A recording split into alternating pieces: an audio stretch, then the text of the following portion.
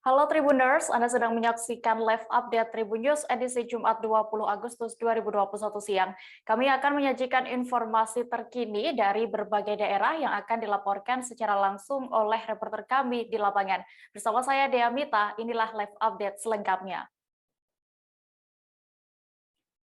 Kita menuju ke berita pertama Tribuners. Kejaksaan Negeri Sanggau melaksanakan pemusnahan barang bukti yang telah berkekuatan hukum tetap atau inkrah tahun 2021 di kantor Kejaksaan Negeri Sanggau, Kabupaten Sanggau, Kalimantan Barat. Kegiatan dihadiri oleh Kajari Sanggau, Tengku Firdaus, Wakil Bupati Sanggau Yohanes Ontot, Kasat Narkoba Polres Sanggau, perwakilan dari Kodim 1204 Sanggau, Kepala Instansi Vertikal di Kabupaten Sanggau, dan undangan lainnya. Kejari Sanggau Tengku Firdaus menyampaikan bahwa melaksanakan pemusnahan barang bukti ini sudah memperoleh berkekuatan hukum tetap atas putusan Pengadilan Negeri Sanggau periode Juli 2020 sampai Juli 2021. Dan untuk mengetahui lebih detailnya, sudah bergabung bersama kami rekan jurnalis Tribun Pontianak, Henry Cornelius, yang akan menyampaikan laporan. Halo Henry. Iya, Dea. Henry, bisa Anda informasikan bagaimana terkait suasana pemusnahan barang bukti yang sudah berkekuatan hukum tetap ini? Bisa Anda jelaskan? Iya, Dea. Kejaksaan Negeri Sanggau melaksanakan pemusnahan barang bukti yang telah berkekuatan hukum tetap atau inkrah tahun 2021 atas putusan Pengadilan Negeri Sanggau periode Juli 2020 sampai dengan Juli 2021 di kantor Kejaksaan Negeri Sanggau. Ya, untuk barang bukti narkotika dimusnahkan dengan cara dilarutkan dengan air di dalam blender, kemudian dilakukan blender. Kemudian barang bukti lainnya yakni berupa rojok dan parang dimusnahkan dengan cara digerenda. Kemudian ada juga barang bukti yang dimusnahkan dengan cara dibakar di tempat yang sudah disediakan. Begitu, Dea. Ya, oke, Henry. Lalu terkait prosesi pemusnahan barang bukti kali ini, berapa perkara yang dilakukan? Ya, adapun pemusnahan barang bukti yang telah berkekuatan hukum tetap atau inkrah tahun 2021 ini terdiri dari 105 perkara, terdiri dari perkara narkotika, perjudian, penggelapan, dan sebagainya. Begitu. Iya, lalu kasus apa yang paling mendominasi dari perkara yang dilakukan pemusnahan barang bukti lainnya tersebut, Henry? Ya, mengutip dari statement Kajari Sanggau Tengku Firdaus yang mengatakan bahwa yang menonjol atau mendominasi dari 105 perkara yang dimusnahkan barang buktinya itu adalah perkara narkotika atau sekitar 90% dari total perkara tersebut. Begitu. Ya, Ya, terima kasih. baik. Tribuners, tadi rekan Henry sudah berhasil mendapatkan keterangan dari Wakil Bupati Sanggau, Yohanes Ontot, dan juga Kajari Sanggau, Tengku Firdaus. Berikut liputan lengkapnya untuk Anda. Baik, saya kira hari ini sudah kita saksikan bersama, kita bersama-sama hadir dalam kegiatan pemusnahan barang bukti dari putusan pengadilan yang inkrah. Ya. Dan tadi sudah dijelaskan oleh Pak Kejari bahwa dari 100 sekian kasus yang hari ini barang-barang bukti sudah kita musnahkan. Yang paling menonjol sudah dijelaskan narkotika. Nah, tadi dalam sambutan saya sudah saya ingatkan bahwa memang narkotika ini sesuatu yang memang juga sangat menakutkan bagi kita sebagai warga negara Indonesia, karena pembunuhan manusia yang disebut silent, ya kan? Yang diam-diam tapi mematikan generasi muda kita. Dan narkotika ini memang sudah merebak sampai ke kampung-kampung. Kalau karena itu keikutsertaan masyarakat ya untuk memberikan informasi kepada aparat penegak hukum ini tentu menjadi hal yang sangat penting. Karena kalau tidak juga tidak bisa. Bagaimana kita mau membasmi atau perintah Presiden perang melawan narkoba kalau kita lapisan masyarakat dan kita semua sebagai warga negara tidak membantu kebijakan pemerintah kita membasmi narkotika ini. Ya. Dan tentu kita mengapresiasi kinerja aparat penegak hukum. Ya. Sudah demikian rupa melacak sampai di mana barang ini beredar. Ya, tentu ini belum tuntas barang ini. Kita terus menerus ya karena KBNK-nya ada di sini untuk kerjasama dengan aparat kepolisian ya untuk dan masyarakat untuk kita terus. Pemusnahan narkotika hari ini merupakan barang bukti yang telah disisihkan ya dari proses penyidikan dari teman-teman penyidik Polres Sanggau. Jadi berdasarkan amanat undang-undang pada saat proses penyidikan itu barang bukti yang disita serta merta dimusnahkan, disisihkan sebagian untuk dibawa ke persidangan. Nah, hari ini kita musnahkan total gramnya nanti saya sampaikan mungkin detailnya berapa gram, tapi ada sekitar 72 ya perkara narkotika yang kita musnahkan hari ini. Melaksanakan kegiatan pemusnahan barang bukti yang sudah memperoleh kekuatan hukum tetap atas putusan Pengadilan Negeri Sanggau periode Juli 2020 sampai Juli 2021. Nah, hari ini ada 105 perkara yang terdiri dari perkara narkotika, perjudian, ada persetubuhan, kemudian ada penggelapan dan sebagainya. Yang menonjol dari 105 perkara tersebut itu ada 90% perkara narkotika. Nah, hari ini kita laksanakan pemusnahan karena memang perkara ini sudah inkrah. Terkendalanya pemusnahan barang bukti ini karena memang masih ada beberapa perkara yang masih dilakukan upaya hukum.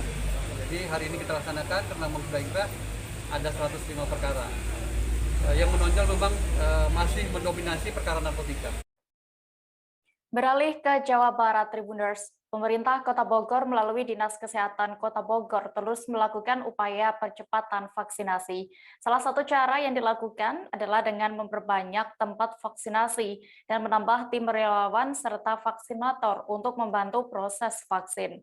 Dari sisi tempat pelaksanaan, Dinas Kesehatan Kota Bogor menggandeng para pengusaha, diantaranya adalah Ria Busana dan Kanama Resto. Kegiatan vaksinasi di Kanama Resto dilaksanakan untuk para tenaga kesehatan, yakni booster menggunakan vaksin Moderna. Detail informasinya akan disampaikan langsung oleh rekan wartawan Tribun News Bogor, Lingga Arfian, yang kini sudah bergabung bersama kami. Halo, Lingga. Iya, Dea. Lingga, bisa Anda informasikan bagaimana proses percepatan vaksinasi di Kota Bogor saat ini? Iya, Dea, dan rekan-rekan Tribuners, seperti diketahui pemerintah pusat melalui Kementerian Kesehatan terus menggencarkan vaksinasi dan mendorong percepatan vaksinasi di wilayah-wilayah. Mendapati itu, pemerintah Kota Bogor melalui Dinas Kesehatan Kota Bogor terus melakukan percepatan vaksinasi dengan menambah sentra-sentra vaksin yang ada di Kota Bogor. Salah satunya adalah dengan menggandeng berbagai instansi dan beberapa pengusaha yang ada di Kota Bogor. Hingga saat ini ada sekitar 24 sentra vaksin yang bisa digunakan untuk masyarakat dan nakes serta targeted lainnya. Seperti itu, Dea. Ya, Lingga, tadi disebutkan Pemkot juga menggandeng pihak pengusaha. Lalu seperti apa teknisnya dalam vaksinasi kali ini? Ya, Dea, benar sekali. Tadi ada berbagai pengusaha yang digandeng oleh pemerintah Kota Bogor melalui Dinas Kesehatan. Artinya adalah para pengusaha ini mempersiapkan berbagai tempat dan fasilitas. Salah satunya adalah Kanama Resto, kemudian ada juga di Puri Begawan dan ada di beberapa mall lainnya. Pelaksanaan vaksinasi di tempat-tempat sektor unit bisnis tersebut dilaksanakan untuk terus menambah tempat-tempat lokasi vaksin yang bisa diakses masyarakat, sehingga masyarakat yang ingin melakukan vaksinasi bisa dengan cepat itu dan mudah. Selain itu juga vaksinasi yang dilakukan di Kanama Resto ini adalah vaksinasi untuk booster nakes, artinya merupakan vaksinasi ketiga untuk para nakes, sehingga para nakes yang bertugas ini bisa lebih aman gitu karena sudah mendapat booster ketiga. Seperti itu, Dea. Iya, lalu untuk saat ini sudah berapa persen capaian vaksinasi di Kota Bogor, Lingga?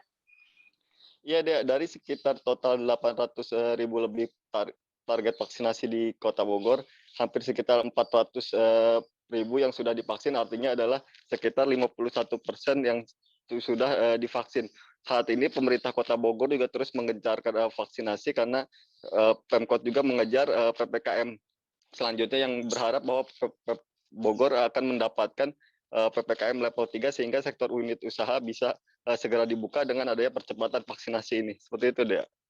Ya, Tribuners, tadi rekan Lingga juga berhasil mendapatkan keterangan dari Ketua Panitia Acara Vaksinasi Massal di Kanama Resto. M. Rizal Ansori, berikut wawancara selengkapnya untuk Anda.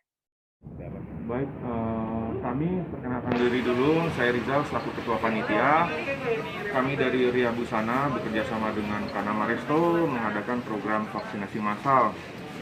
Tujuan dari kegiatan ini kita melihat ya sama-sama perkembangan pandemi yang begitu dahsyat gitu, dan pemerintah juga mencoba mengejar ya supaya program vaksinasi untuk terciptanya herd immunity itu bisa berjalan dengan baik. Nah, kami melihat peluang untuk kami berkontribusi gitu kepada masyarakat, bekerjasama dengan dinas kesehatan, dinas sosial untuk berkontribusi mengadakan vaksinasi massal di tempat kami. Ya.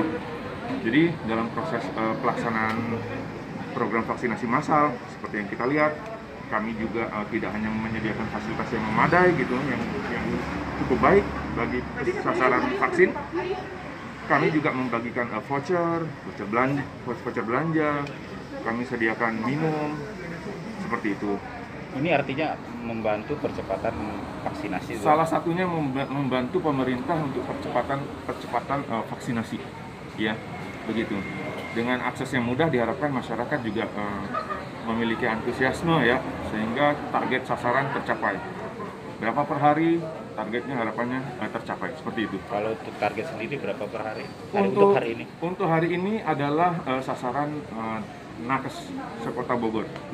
Target antara 200 sampai 500, seperti itu. Pelaksananya berapa hari, Pak? Untuk nakes 1 hari. Sebenarnya kita tidak hanya tempat, kita menyediakan voucher, juga konsumsi ya. Untuk tenaga kesehatan, snacknya juga kita sediakan, seperti itu. Nah, kami tergerak ya bagian dari kita sama-sama peduli lah. Ini pandemi ya. Kementerian Kesehatan atau Kemenkes RI telah menetapkan batas biaya tertinggi swab reverse transcription polymerase chain reaction atau RT-PCR. Sejumlah rumah sakit yang ada di Kota Kendari pun kini menurunkan tarif pemeriksaan PCR. Dan satu di antaranya ada di Rumah Sakit Angkatan Darat atau RSAD Dr. R.I. Moyo Korem 143 Haluleo Kendari. Kini rumah sakit itu menetapkan tarif pemeriksaan PCR seharga Rp525.000. Kabar selengkapnya akan disampaikan rekan wartawan dari Tribun News Ultra, Amelda Devi yang kini sudah terhubung bersama kami. Halo Amel. Halo ya. Iya, Amel, bisa Anda informasikan berapa tarif pemeriksaan PCR sebelumnya di beberapa rumah sakit di Kota Kendari dan sejak kapan tarif ini kemudian diturunkan? Baik ya. Berdasarkan informasi yang kami peroleh, tarif pemeriksaan PCR di beberapa rumah sakit, salah satunya di RS Korem dan RS Korem itu sebelumnya menerapkan tarif sebesar 900.000 untuk sekali pemeriksaan deh. Begitupun dengan di RSUD Bahtera Mas, itu juga menerapkan tarif sebesar Rp900.000. Selain itu, selain rumah sakit, Kimia Farma Kendari juga menerapkan tarif PCR Rp900.000. Dan sejak 18 Agustus 2021, tarif pemeriksaan PCR di beberapa rumah sakit di Kota Kendari itu telah turun sebesar Rp525.000. Oke, Amel, lalu apakah masih ada rumah sakit di Kota Kendari yang belum menerapkan penurunan tarif pemeriksaan PCR seperti yang diinstruksikan oleh Kemenkes? Baik ya, hingga hari ini berdasarkan pantauan wartawan Tribun News Ultra di Kota Kendari, kami belum mendapatkan rumah sakit maupun instansi yang menerapkan tarif pemeriksaan PCR ini belum turun. Hingga kini beberapa informasi yang kami dapat, semuanya telah menurunkan tarif tersebut sesuai dengan Kemenkes.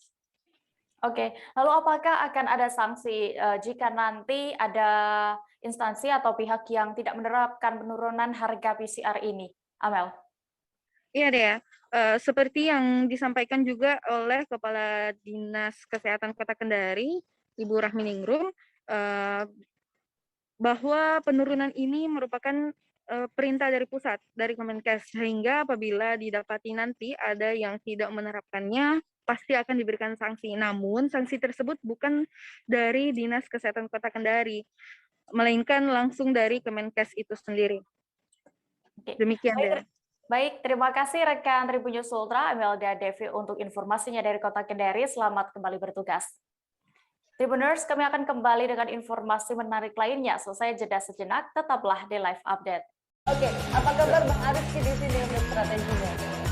Kalau saya sendiri di game 37 ini yang semalam baru mulai, Apa yang saya dirasakan udah Kak Fernita?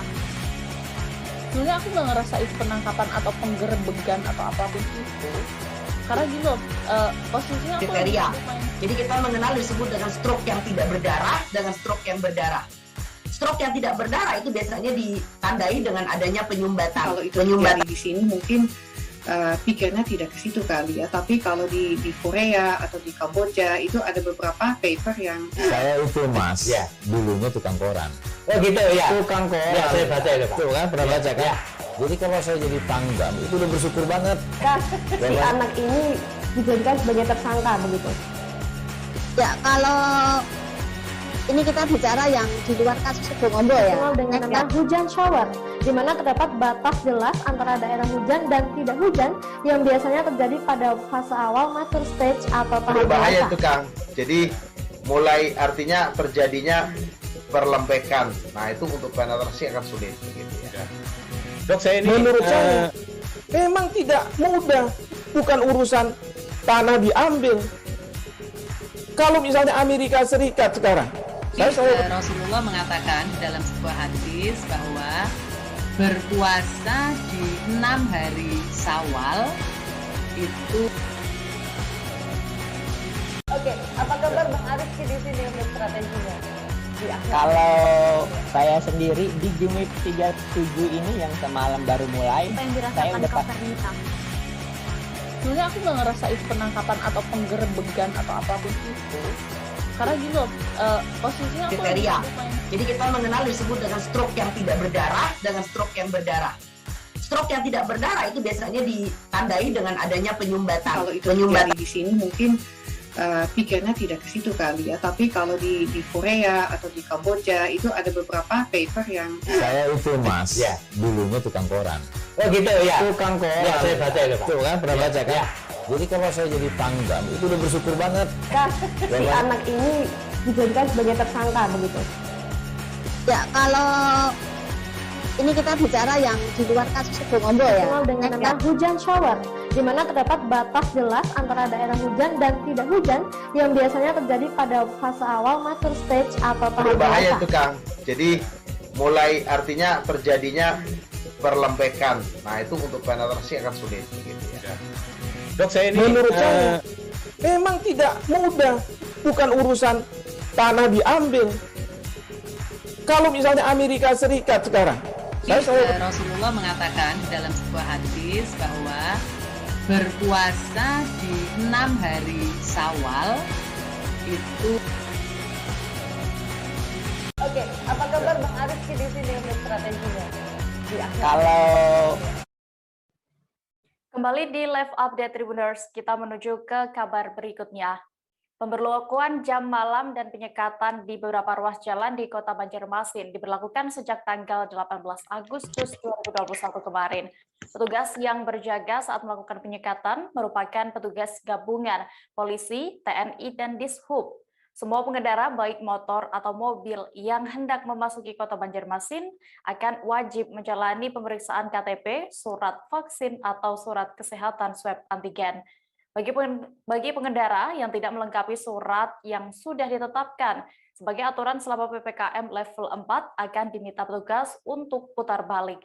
Untuk mengetahui lebih detailnya, sudah bergabung bersama kami rekan jurnalis Banjarmasin Post, Apung, yang akan menyampaikan laporan. Halo Apung. Halo, Apung bisa mendengar saya? ya, halo. Ya, Apung, bisa Anda informasikan dalam rangka apa pemberlakuan jam malam ini diberlakukan di Banjarmasin? Jadi pemberlakuan jam malam di Kota Banjarmasin ini terkait dengan pemberlakuan PPKM level 4 yang sudah berlangsung sejak beberapa minggu yang lalu. Jadi untuk di Banjarmasin sendiri itu pemberlakuan PPKM terus-menerus diperpanjang. Nah, jadi saat pemberlakuan PPKM untuk di bulan Agustus ini, sepertinya di Kota Banjarmasin juga diberlakukan penyekatan sejumlah ruas jalan yang ada di pusat kota serta jalur masuk ke ibu kota provinsi Kalimantan Selatan di Kota Banjarmasin, serta pemberlakuan jam malam yang diberlakukan itu dari jam 9 malam sampai jam 6 pagi. Nah, saat pemberlakuan jam malam itu petugas berjaga-jaga di pusat kota sama ini di pintu-pintu masuk Kota Banjarmasin, yang mana untuk masyarakat yang mau memasuki Kota Banjarmasin itu menggunakan kendaraan roda 2 atau 4 itu wajib menunjukkan KTP, surat vaksin, sama ini surat kesehatan antigen. Seperti itu, Mbak Dea. Ya, oke. Berdasarkan informasi yang Anda himpun, Apung, ada berapa titik yang dilakukan penyekatan oleh petugas di Kota Banjarmasin? Nah, jadi untuk titik penyekatan sendiri itu di perbatasan seperti di perbatasan Kabupaten Banjar dan Kota Madya Banjarmasin itu ada di 3 titik.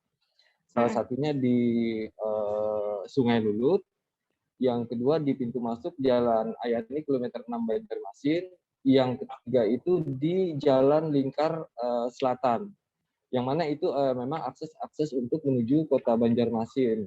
Dan satu titik lagi itu berada di perbatasan Kota Banjarmasin dengan Kabupaten Baritokuala, yang mana jalan tersebut merupakan akses masuk itu termasuk jalan lintas provinsi antara Provinsi Kalimantan Tengah dan Kalimantan Selatan. Seperti itu, Mbak Dea. Ya, lalu apakah sudah ada efek yang dirasakan oleh masyarakat saat pemberlakuan jam malam ini? Nah, jadi efek yang dirasakan masyarakat seperti juga di provinsi-provinsi lain, mereka menganggap pemberlakuan jam malam ini sangat, terutama itu pelaku UMKM ya, itu mereka sangat dirugikan karena apa? Keterbatasan mereka untuk ini menggelar usaha itu jadi terbatas. Nah, jadi untuk PPKM sendiri di Banjarmasin itu sudah berlangsung hampir 3 minggu, kalau nggak salah 3 minggu lebih. Jadi mereka sangat merasakan dampaknya, terutama pelaku-pelaku usaha ya, pelaku-pelaku usaha menengah ke bawah, pelaku usaha mikro, itu mereka sangat merasakan dampaknya karena dari segi penghasilan mereka sangat merasakan, bahkan ada pelaku UMKM yang dari awal itu menutup usahanya. Jadi mereka awal diberlakukan PPKM mereka sangat mendukung ya, karena karena saat ini terus-menerus diberlakukan PPKM, akhirnya mereka juga merasakan bagaimana dampak yang dirasakan gitu ya, terutama dari segi penghasilan, sedangkan mereka ada tuntutan untuk memberikan gaji kepada karyawan-karyawan mereka. Seperti itu, Mbak Dea. Iya, lalu sebenarnya apa faktor yang menjadikan PPKM level 4 di Banjarmasin masih terus diperpanjang? Nah, jadi pemberlakuan PPKM level 4 yang terus diperpanjang di Kota Banjarmasin ini karena peningkatan drastis ini orang yang terpapar virus COVID-19.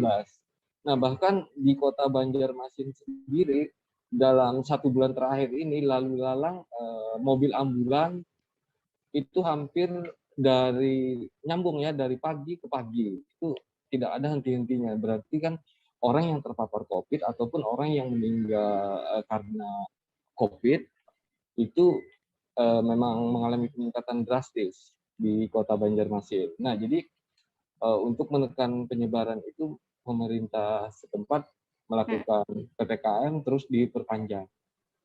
Ya, baik. Terima kasih rekan Apung, dan tadi juga rekan kami Tribuners sudah melakukan wawancara bersama seorang pelaku UMKM di Kota Banjarmasin, Happy Bima. Berikut liputan lengkapnya untuk Anda.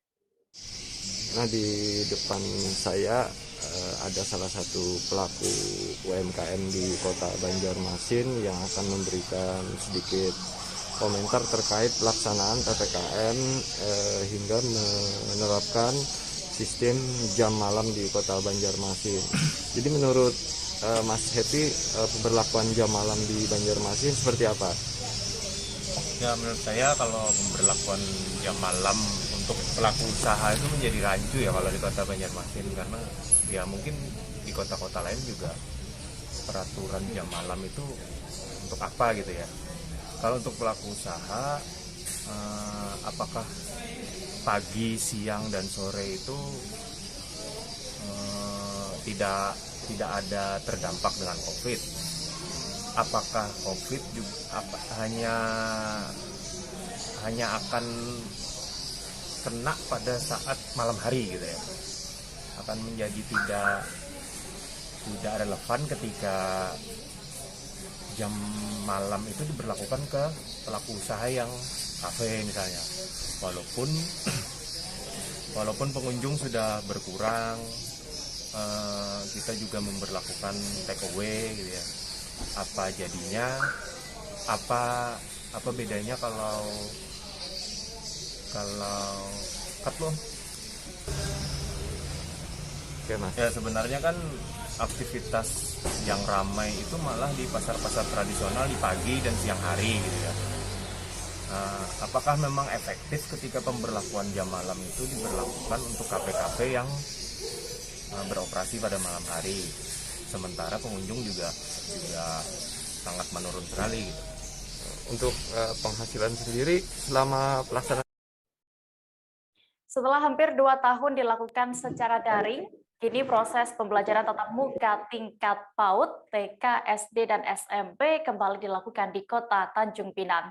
Kebijakan itu setelah dikeluarkannya surat edaran Dinas Pendidikan Kota Tanjung Pinang tentang pembelajaran tatap muka, di mana ada masa pemberlakuan pembatasan kegiatan masyarakat atau PPKM level 3 Coronavirus Disease 2019 di Kota Tanjung Pinang. Pantauan tribunbatam.id di lapangan tampak sejumlah rumah sekolah di Kota Gurindam ini sudah ada aktivitas belajar mengajar. Selengkapnya akan disampaikan rekan jurnalis Tribun Batam, Ilham Muhammad yang kini sudah terhubung bersama kami. Halo Ilham. Halo rekan Dea. Ya, Ilham, bisa Anda informasikan sejak kapan percobaan pemberlakuan tatap muka atau PTM di Kota Tanjung Pinang ini dilakukan? Baik, terima kasih rekan Dea. Jadi bahwa pembelajaran tatap muka di tingkat TK, PAUD, SD, dan SMP di Tanjung Pinang ini sudah mulai dilaksanakan sejak hari ini, tanggal 20 Agustus 2021. Nah, kebijakan ini tercantum dalam surat edaran dari Wali Kota Tanjung Pinang melalui Dinas Pendidikan Kota Tanjung Pinang tentang pembelajaran tatap muka ataupun PTM pada masa pemberlakuan pembatasan kegiatan masyarakat PPKM level 3 Coronavirus di Kota Tanjung Pinang. Nah, dalam surat edaran tersebut juga dijelaskan bahwa pembelajaran tatap muka akan berlangsung sampai dengan tanggal 23 Agustus 2021.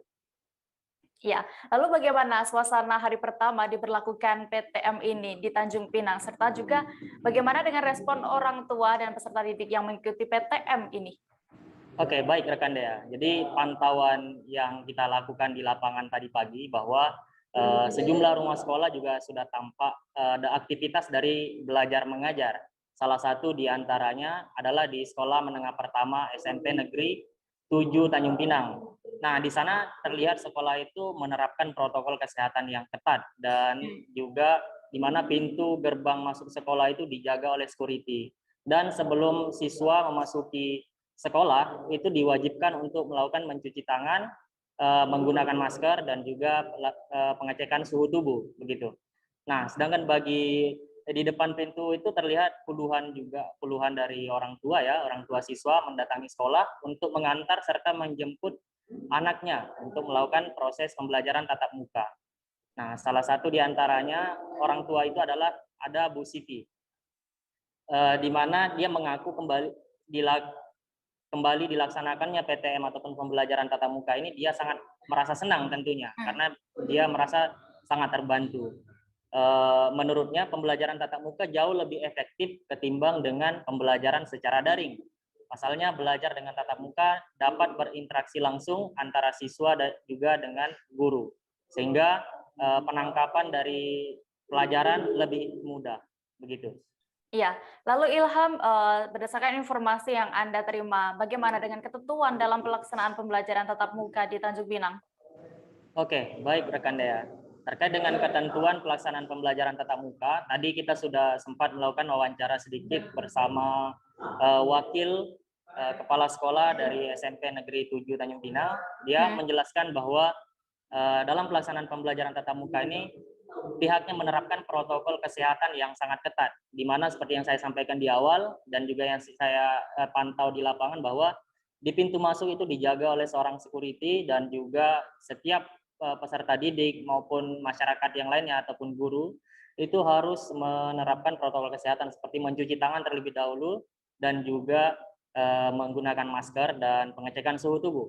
Nah, selain itu di dalam pelaksanaannya juga menurut dari wakil kepala sekolah Adriana ini bahwa pengakuannya di hari pertama proses pembelajaran tatap muka itu antusias dari peserta didik sangat luar biasa. Pasalnya pembelajaran tatap muka di sekolah SMP Negeri 7 Tanjung Pinang ini dilakukan dengan 2 shift. Untuk shift pertamanya itu ada jam 7 dan juga jam 9.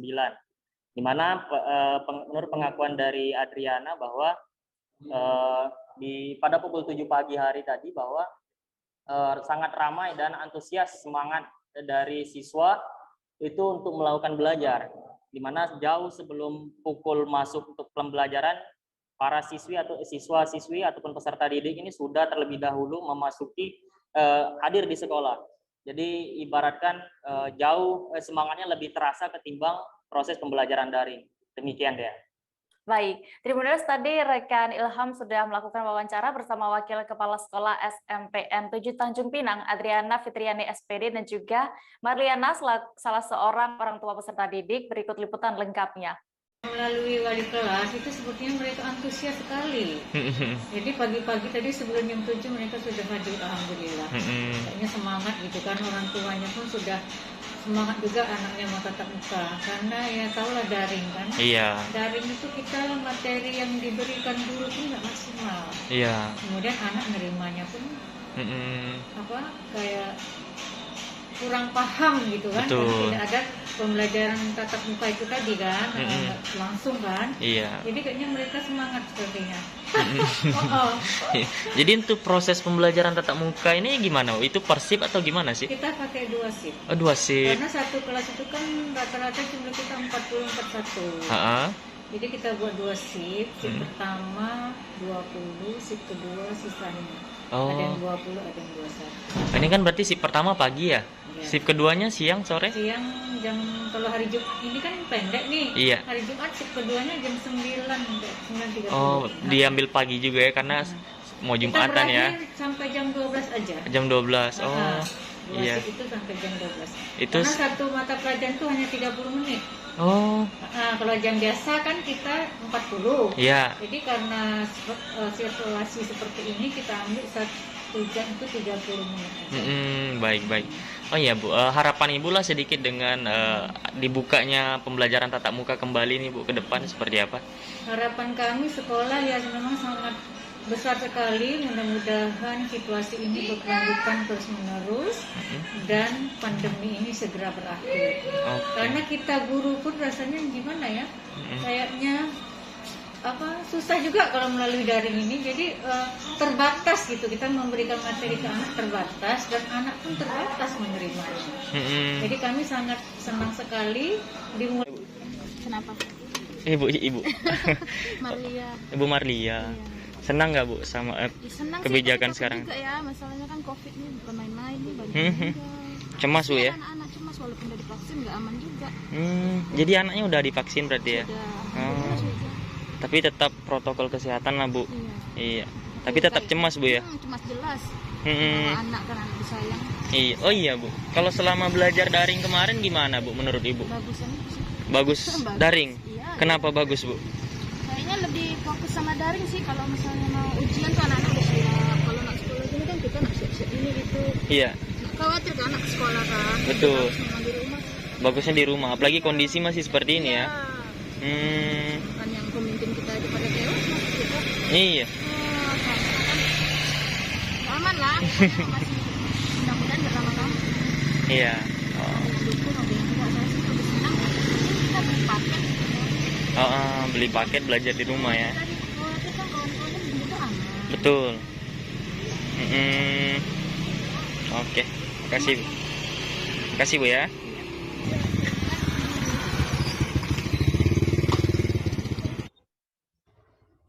Putri sulung Gubernur Sumatera Selatan Herman Deru Percalian Puri meninggal dunia pada Kamis 19 Agustus kemarin. Almarhumah sempat dirawat di RSMH Palembang selama lebih dari sepekan. Sebelumnya Perca hamil anak kembar dan sudah dilahirkan secara operasi sesar. Kondisi Percalian Puri menurun seusai melahirkan anaknya. Sebelumnya juga Perca sempat terpapar COVID-19, namun saat meninggal sudah dinyatakan negatif COVID-19 pada 18 Agustus 2021. Informasi lengkapnya akan disampaikan oleh rekan jurnalis Tribun Sumsel, Linda Trisnawati yang kini sudah tersambung bersama kami. Halo Linda. Ya, halo Dea. Linda, bisa diceritakan bagaimana sebenarnya kronologi lengkap meninggalnya putri sulung dari Gubernur Sumsel Herman Deru? Ya, Dea. Percalian Puri merupakan putri sulung Gubernur Sumsel Herman Deru meninggal dunia pada Kamis 17.45 WIB di RSMH Palembang. Perca sempat dirawat di RSMH Palembang selama lebih dari sepekan. Sebelumnya Perca juga hamil anak kembar dan sudah dilahirkan secara operasi sesar pada tanggal 16 Agustus. Anaknya sehat, putra dan putri. Terus diketahui juga bahwa Percalian Puri mendapatkan perawatan intensif dari RSMH Palembang. Kondisi Perca sendiri menurun seusai melahirkan. Sebelumnya Perca juga sempat dinyatakan positif COVID-19, namun saat sebelum meninggal dinyatakan negatif COVID dengan hasil PCR keluar pada 18 Agustus 2021 dan dinyatakan negatif. Untuk itu pemakamannya dilakukan secara non-COVID atau secara biasa. Begitu, Dea? Ya, lalu apakah jenazah dari Perca kini sudah dimakamkan? Ya, Dea, tadi siang kurang lebih pukul 10 waktu Indonesia Barat, jenazah almarhumah Perca sudah dikebumikan di pemakaman keluarga yang ada di Gandus, Kota Palembang. Begitu, Dea? Iya, Linda, lalu bagaimana berdasarkan informasi yang Anda terima sebenarnya sosok dari Percalian Puri ini? Oke, Percalian Puri ini merupakan anak sulung dari Gubernur Sumsel Herman Deru. Perca lahir di Belitang, di Oku Timur pada 24 Juni 1986. Perca merupakan anggota DPR RI periode 2019-2024. Dia dari fraksi Partai Nasdem untuk Dapil Sumatera Selatan 2. Sebelumnya Perca juga pernah menjabat sebagai anggota DPR RI pada periode 2009 sampai 2017. Perca juga merupakan duta literasi Sumsel sejak tahun 2018. Perca memiliki suami yang bernama Syamsuddin Ishak. Ia merupakan direktur utama dari Rumah Sakit Umum Daerah Provinsi Sumatera di Siti Fatimah. Begitu, Dea. Ya, baik. Tribuners, tadi rekan Linda sudah melakukan wawancara bersama PLH Sekretaris Daerah Provinsi Sumsel Ahmad Najib. Berikut liputannya untuk Anda. Ini Pak, bisa langsung dipaparkan Pak untuk rencana acara ini? Innalillahi wa inna ilaihi raji'un.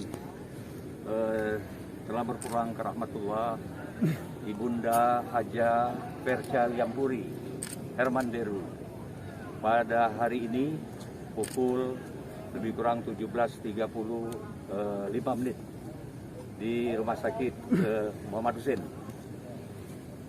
Dari laporan saya ke Pak Gubernur, saya menyampaikan diberikan izin oleh beliau, insya Allah jenazah almarhumah Ibu Percalian Puri Herman Deru akan dikebumikan besok di makam keluarga Gandus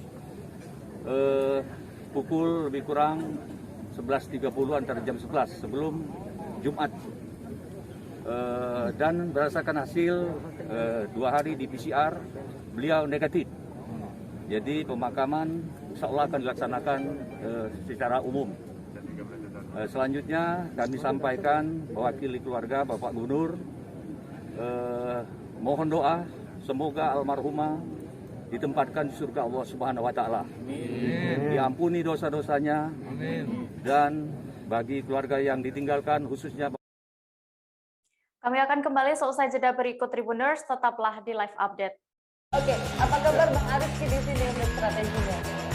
Kalau saya sendiri di Gimip 37 ini yang semalam baru mulai, saya udah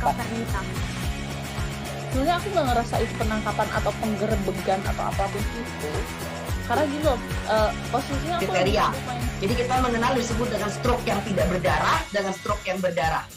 Stroke yang tidak berdarah itu biasanya ditandai dengan adanya penyumbatan. Kalau itu terjadi di sini mungkin pikirnya tidak ke situ kali ya, tapi kalau di Korea atau di Kamboja itu ada beberapa paper yang saya itu mas, ya dulunya tukang koran. Oh gitu ya. Tukang koran. Ya, saya baca itu Pak. Tuh kan pernah baca kan? Jadi kalau saya jadi tanggam itu udah bersyukur banget. Si anak ini dijadikan sebagai tersangka begitu. Ya kalau ini kita bicara yang di luar kasus Sebongombo ya. Dikenal dengan nama hujan shower, di mana terdapat batas jelas antara daerah hujan dan tidak hujan yang. Terima kasih Tribuners, Anda masih setia menyaksikan live update. Kita menuju kabar berikutnya dari Nusa Tenggara Timur. Pejuang asal NTT, Yuriko Guterres, diberikan bintang tanda jasa sebagai salah satu pejuang bagi sewaktu gejolak Timur Timur pada 22 tahun lalu. Yuriko bersama warga ex Timor Timur bertahan untuk membela NKRI. Namun penghargaan yang diberikan secara langsung oleh Presiden Joko Widodo menjelang peringatan HUT RI ke-76 kemarin belakangan menjadi polemik dan ditentang beberapa kalangan. Detail informasinya akan disampaikan langsung oleh rekan wartawan Pos Kupang Irfan Hoi yang kini sudah bergabung bersama kami. Halo Irfan.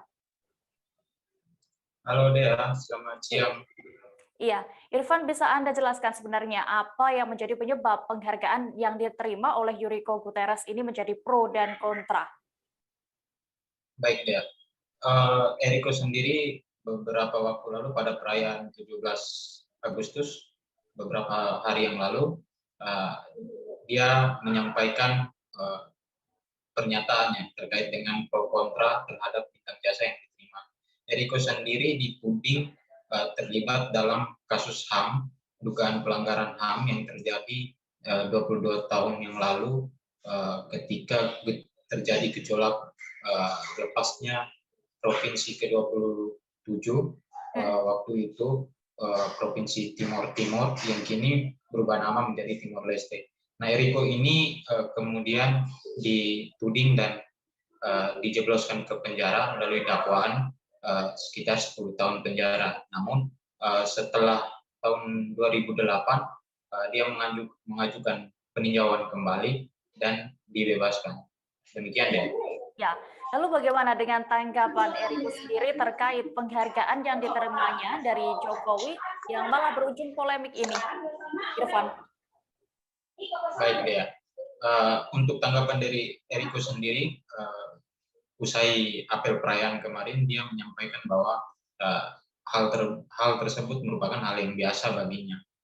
Akan tetapi dia menegaskan kembali bahwa sebagai warga negara Indonesia, dia patut untuk menerima penghargaan tersebut. Apalagi dia mati-matian sewaktu tragedi 22 tahun yang lalu, dia mati-matian bersama dengan warga lainnya bertahan demi NKRI. Dan dia juga optimis Presiden Joko Widodo tidak menganulir kembali pemberian tanda jasa itu. Demikian ya. Ya, lalu bagaimana tanggapan Dewan Pimpinan Pusat Unit Timur sendiri mengenai penghargaan dari Jokowi ini dan kasus pelanggaran HAM yang disebut dilakukan oleh Eriko Guterres di Timor Timur? Baik ya. Tanggapan dari Sekjen UNTAS, Florencia Vieira, pada saat bersamaan di perayaan 17 kemarin, dia menyampaikan apresiasi kepada Presiden Joko Widodo atas penghargaan yang diberikan kepada Ketua UNTAS Unit Timor Aswain atau UNTAS Eriko Guterres. Bagi mereka penghargaan itu sepadan dengan perjuangan mereka ketika bertahan dan rela mati demi NKRI. Nah, mereka juga menyampaikan bahwa apa yang dituduhkan berkaitan dengan pelanggaran HAM itu telah terbantahkan melalui peninjauan kembali. Dan penghargaan itu juga berdasarkan pada keputusan Undang-Undang Nomor 20 Tahun 2009 tentang tanda jasa dan juga penghormatan yang diberikan oleh negara.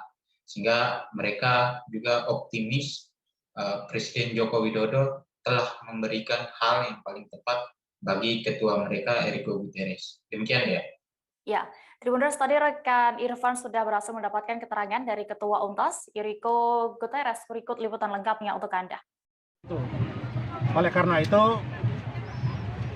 dari hasil perjuangan yang begitu panjang, begitu melelahkan, ternyata tanggal 28 bulan Juli 2021 ketika saya ada di Soe, saya dihubungi oleh salah satu anggota dari Sekretariat Militer Kepresidenan, Letkol Sandi namanya, menyampaikan kepada saya bahwa setiap tanggal 17 Agustus 1945, detik-detik proklamasi, ada tradisi di mana pemerintah, di mana negara memberikan tanda jasa sebelum upacara tanggal 17 dimulai, dan salah satunya adalah Enrico Guterres. Dan waktu itu saya juga tidak kasih tahu sama keluarga, tidak kasih tahu sama Sekjen UNTAS, tidak kasih tahu juga sama Sekjen Forum, dan juga semua warga, karena saya juga antara percaya dan tidak percaya. Tapi pada tanggal 31 Juli kemarin saya dihubungi lagi dan diberitahu apa yang harus saya siapkan, apa yang harus saya lakukan, dan saya kemudian berangkat tanggal 7 Agustus. Saya tiba di Jakarta dan tanggal 10 saya masuk di hotel yang disediakan oleh negara. Rombongan Mobile Training Team Security Force Assistance Brigade US Army menyambangi markas Kodam 9 Udayana di Denpasar, Bali. Kunjungan kehormatan tim MTT SFAB dipimpin oleh Kapten Eric Dion Curry dan diterima langsung oleh Pangdam 9 Udayana, Maijen TNI Maruli Simanjuntak di Hall Makodam 9 Udayana. Tim MTT SFAB US Army akan melakukan latihan militer bersama prajurit TNI Kodam 9 Udayana. Dalam kesempatan itu, Pangdam berharap baik TNI maupun US Army dapat saling belajar dan bekerja sama serta saling berbagi pengalaman. Kabar lengkapnya akan disampaikan rekan wartawan dari Tribun Bali, Adrian Amurwonegoro, yang kini sudah terhubung bersama kami. Halo Adrian. Halo, siang Dea. Iya, Adrian, bisa Anda informasikan seperti apa kunjungan US Army di markas Kodam 9 Udayana ini? Oke, baik Dea dan juga saudara, dapat saya laporkan bahwa tim Mobile Training Team Security Force Assistance Brigade atau tim MTT SFAB US Army atau Tentara Militer Amerika ini pada hari kemarin tiba di Pulau Bali dan langsung menyambangi markas Kodam Udayana yang berada di kota Denpasar. Mereka melakukan kunjungan kehormatan dan bertemu langsung dengan Pangdam Udayana, Maijen TNI Maruli Simanjuntak. Dan pada acara tersebut, mereka membahas sejumlah hal berkaitan dengan rencana atau planning diskusi terkait agenda selama 2 pekan ke depan melakukan latihan militer di Pulau Bali ini. Ya. Ya, lalu berdasarkan pantauan Anda, bagaimana rangkaian kegiatan US Army selama di Bali? Ya, jadi pada mulai hari ini ya, tim dari US Army ini mulai melakukan latihan militer bersama tim satuan jajaran dari Kodam Udayana dari Batalion Infanteri 900 Satya Bakti Wirotama di Buleleng yang akan dilangsungkan pada tanggal 19 hingga 24 Agustus mendatang. Dan selanjutnya mereka akan melanjutkan kegiatan di Unit Mekanis 741 Garuda Nusantara di Jembrana pada tanggal 27 Agustus hingga 1 September. Dan menariknya, Dea, jadi latihan-latihan militer ini tidak hanya mereka dalam agenda latihan tempur, latihan tembak, latihan perang di medan-medan perang, tapi mereka juga melakukan kegiatan-kegiatan tradisional di Indonesia. Seperti mereka juga akan melakukan nantinya ada fun games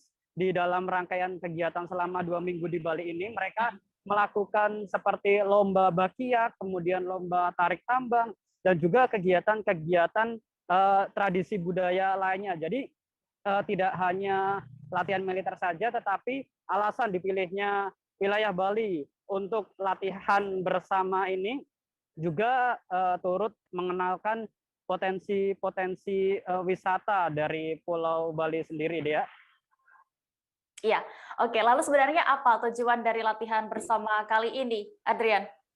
Ya, Dea, dan juga saudara, dapat saya jelaskan terkait sebenarnya apa sih tujuan dari tim tentara militer Amerika ini berkunjung dan berlatih bersama di Bali. Dan ini dapat saya jelaskan bahwa tadi baru saja saya sempat berbincang dengan Pangdam Udayana Maijen TNI Maruli Simanjuntak di media center yang tepat berada di belakang saya, bahwa Maijen TNI Maruli menjelaskan bahwa latihan ini bukan bersifat yang latihan-latihan besar atau formal, akan tetapi juga diisi dengan kegiatan-kegiatan tradisi budaya dan pengenalan potensi budaya yang ada di wilayah Bali. Jadi mereka pada intinya tujuan mereka adalah dengan prajurit dari Kodam Udayana ini, mereka dari US Army adalah pasukan-pasukan atau personel-personel terpilih yang ditugaskan memiliki kemampuan khusus untuk memberikan pengalaman atau pelatihan bagi satuan jajaran TNI di Indonesia, salah satunya di Kodam Udayana ini. Sebab ini kegiatan yang ada di Bali ini juga merupakan rangkaian kegiatan yang sebelumnya dilakukan di Sulawesi Utara, ya. Dan dapat saya jelaskan bahwa bagi Pangdam ini merupakan sebuah harapan atau momentum dari prajurit-prajurit TNI di Batalion Infanteri yang merupakan kesempatan emas untuk berlatih langsung dengan prajurit-prajurit khusus dari tentara militer Amerika ini. Mereka juga akan sharing seperti apa teknik perang, teknik dan pengalaman-pengalaman dalam bertempur seperti latihan tembak, latihan tempur, latihan menggunakan pistol, hingga perencanaan operasi, Dea. Oke, baik Tribuners, tadi Adrian juga sudah mendapatkan keterangan dari Pangdam 9 Udayana, Maijen TNI Maruli Simanjuntak. Berikut liputan lengkapnya untuk Anda. And welcome to Kodam 9 Udayana. Do you understand, you familiar with Kodam? Yeah. So we have 15 Kodam in Indonesia, 15 area. So Kodam 9, Kodam 9 Udayana. We have 3 provinces here. Bali, East Nusa Tenggara, and West Nusa Tenggara. So I'm trying to find the map. So I thought you guys understand already about Kodam. So yeah, let's maybe informal meet. We can talk a little bit about the Kodam. So. Bali, one of the provinces of Kodam 9 Udayana, is very famous as a land of God here. So people said when you land here, before you land here, you feel like holiday in Bali. Yeah. So I told them that because you know Dubai, they burn things for rain. Yeah, Dupa. So they burn. It's like Hindus people. They have stick and then burn, and the smoke fly. Maybe the things change our what's that called? Our thing to feel like holiday here. Yeah. So yeah, but you guys here have a mission to join together here. Training, so I thought 5 days is not enough. Dari Bali kita beralih ke Banten, Tribuners. Kejaksaan Negeri Kota Cilegon menetapkan Kepala Dinas Perhubungan UDA menjadi tersangka kasus dugaan suap. Udah ditetapkan sebagai tersangka karena diduga menerima suap senilai 530 juta rupiah untuk keperluan atau syarat penerbitan surat pengelolaan tempat parkir. Kejari Cilegon sudah memeriksa 15 saksi dalam memiliki 2 alat bukti. Dengan ditetapkan sebagai tersangka, udah ditahan selama 20 hari ke depan di Lapas Kelas 2A Cilegon. Untuk mengetahui lebih detailnya sudah bergabung bersama kami rekan jurnalis Hairul Ma'arif yang akan menyampaikan laporan. Halo Hairul. Ya, halo Dea. Iya, Hairul, bisa Anda informasikan, jelaskan bagaimana kronologi kasus ini? Ya, Dia, terima kasih. Dapat saya sampaikan kasus ini, Kepala Dinas Perhubungan Kota Cilegon ini yang berinisial UDA awalnya merupakan seorang saksi dari kasus yang sama, tetapi setelah dilakukan pemeriksaan oleh Kejari Cilegon, selama hampir sekitar 1 bulan belakangan ini pemeriksaan berlangsung, akhirnya UDA ini ditetapkan sebagai tersangka pada Kamis kemarin saat waktu sore hari sekitar pukul 16.30, Dea. UDA keluar dari kantor Kejari dengan menggunakan pakaian rompi tahanan berwarna merah beserta menggunakan masker berwarna hitam, memasuki mobil tahanan, Dea. Kasus UDA ditetapkan menjadi tersangka atas kasus terkait izin pengelolaan surat pengelola tempat parkir yang ada di Pasar Keranggot, Kelurahan Sukmajaya, Kecamatan Jombang, Kota Cilegon. Jadi UDA ini menerima suap senilai sekitar 530 juta rupiah untuk memberikan izin surat pengelolaan tempat parkir Pasar Keranggot kepada pihak swasta. Begitu, Dea. Iya, Hairul, lalu apa pasal yang menjerat dari tersangka UDA ini dan berapa ancaman hukumannya? Pasal yang menjerat UDA ini ada 2 atau masih fleksibel di antara 2 pasal ini, Dea, yaitu pasal 12 huruf A nomor 20 tahun 2001 perubahan atas UU Undang-Undang nomor 31 tahun 1999 tentang tindak pidana korupsi, atau pasal 11 Undang-Undang atau pasal 11 Undang-Undang tahun 2001 perubahan atas Undang-Undang nomor 31 tahun 1999. Ancaman hukumannya untuk UDA ini minimal 4 tahun dan maksimal 20 tahun kurungan penjara. Dea. Ya, baik. Terima kasih rekan jurnalis Tribun Banter, Khairul Marif, untuk laporannya. Selamat kembali bertugas. Tribuners, seorang personel Polda Sumatera Utara meninggal dunia seusai ditembak menggunakan pistolnya sendiri. Selengkapnya seusai jeda sejenak, tetaplah di Live Update. Oke, apa kabar Bang Arif di sini untuk strateginya? Kalau saya sendiri di Jumip 37 ini yang semalam baru mulai, Apa yang saya dirasakan udah Kak Fernita? Sebenarnya aku nggak ngerasain penangkapan atau penggerebegan atau apapun itu. Karena gini loh, posisinya aku kriteria.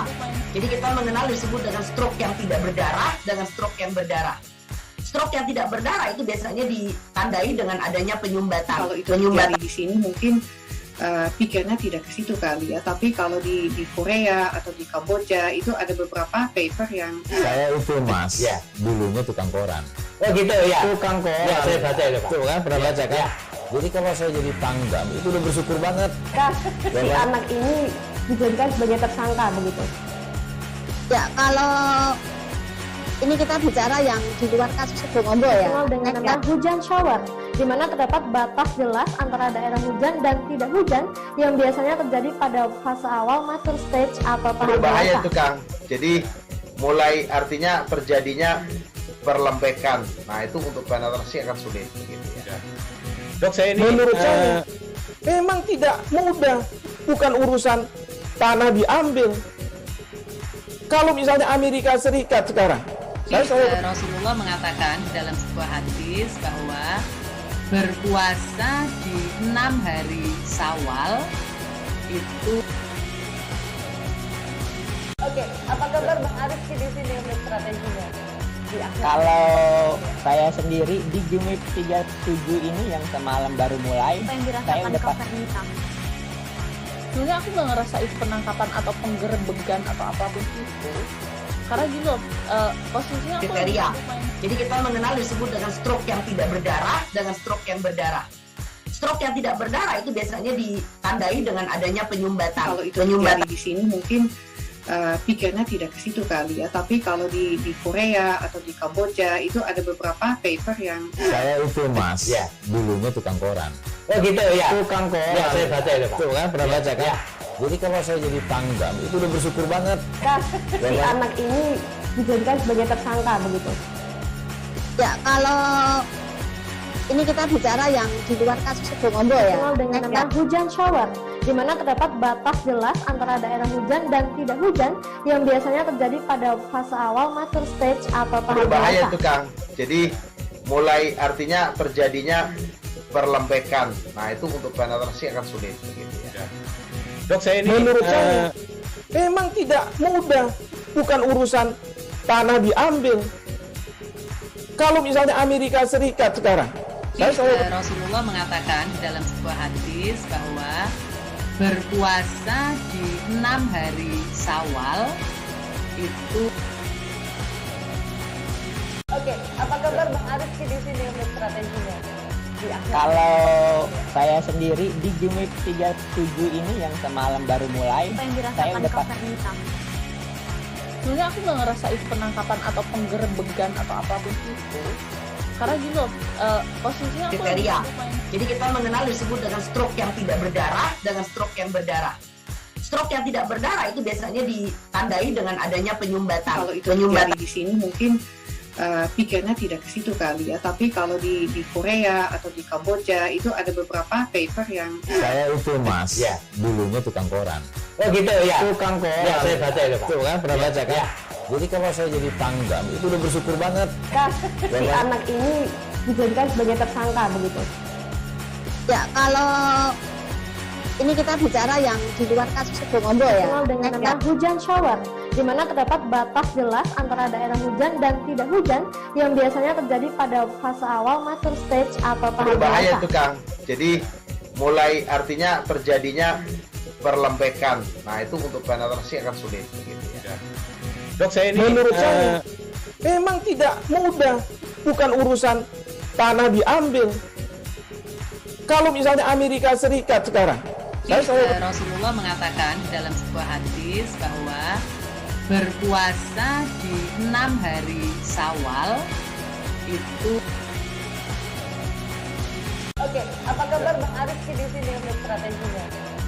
Kalau saya sendiri di Jumip 37 ini yang semalam baru mulai, Apa yang saya dirasakan udah Kak Fernita? Sebenarnya aku nggak ngerasain penangkapan atau penggerebegan atau apapun itu.